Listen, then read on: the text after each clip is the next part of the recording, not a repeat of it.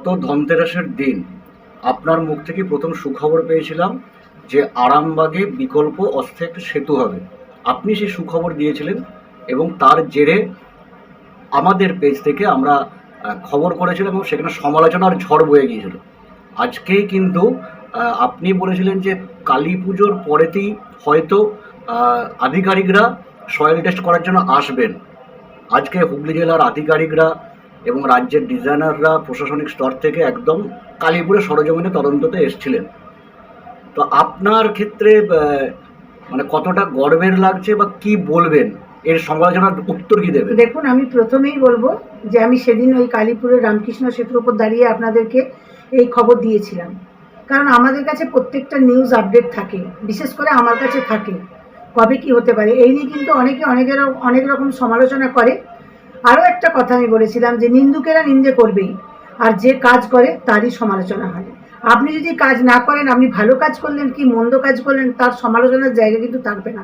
অতএব এই জায়গা থেকে পরিষ্কার যে আমাদের রাজ্যের যিনি মুখ্যমন্ত্রী রয়েছেন মমতা বন্দ্যোপাধ্যায়, আমাদের জননেতা অভিষেক বন্দ্যোপাধ্যায়, ওনারা কিন্তু আরও একবার পাবলিক প্লেসে জনসমক্ষে প্রমাণ করে দিলেন যে ওনারা শুধু কথার কথা বলেন না, ওনারা শুধু মিথ্যে প্রতিশ্রুতি দেন না।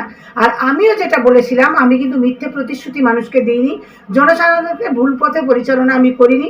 আমি জানতাম যে পুজোর পরেই সয়েল টেস্ট হবে, আমার কাছে খবর ছিল, সেই জায়গা থেকে আমি বলেছিলাম। তো নিন্দুকদেরকে একটা কথাই বলবো, আপনারা দেখতে থাকুন, আমাদের রাজ্যের মুখ্যমন্ত্রীর একটার পর একটা চমক আসবে এবং তার আপডেট দেবো আমি আরামবাগ থেকে, মধুমিতা ভট্টাচার্য। আপনারা সেই আপডেটের সাথে কাজগুলো মিলিয়ে নেবেন।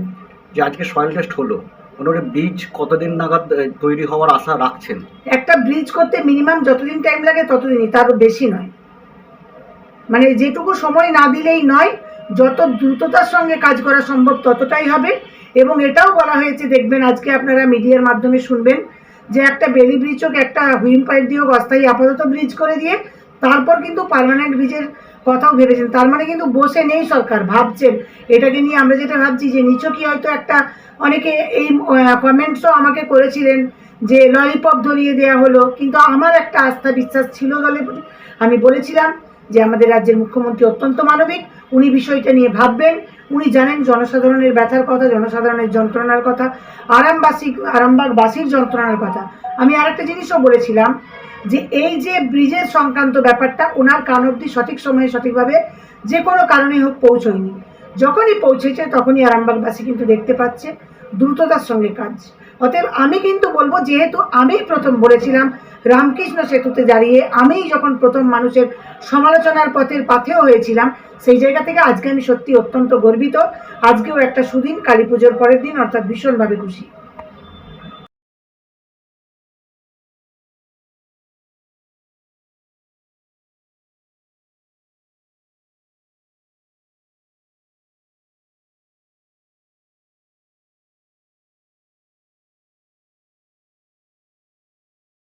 কালেকশন রয়েছে, তাই বাইক মানি হলো জাপানি ইয়ামা, আর ইয়ামা মানি হলো আমনা অটো সাপ্লাই। 35 বছর ধরে আপনাদের জীবন পথের সঙ্গী। আমাদের ঠিকানা গড়বাড়ি, আরামবাগ, হুগলি। যোগাযোগ নাম্বার 9083247009 অথবা যোগাযোগ করুন 9083247007 এই নাম্বারে।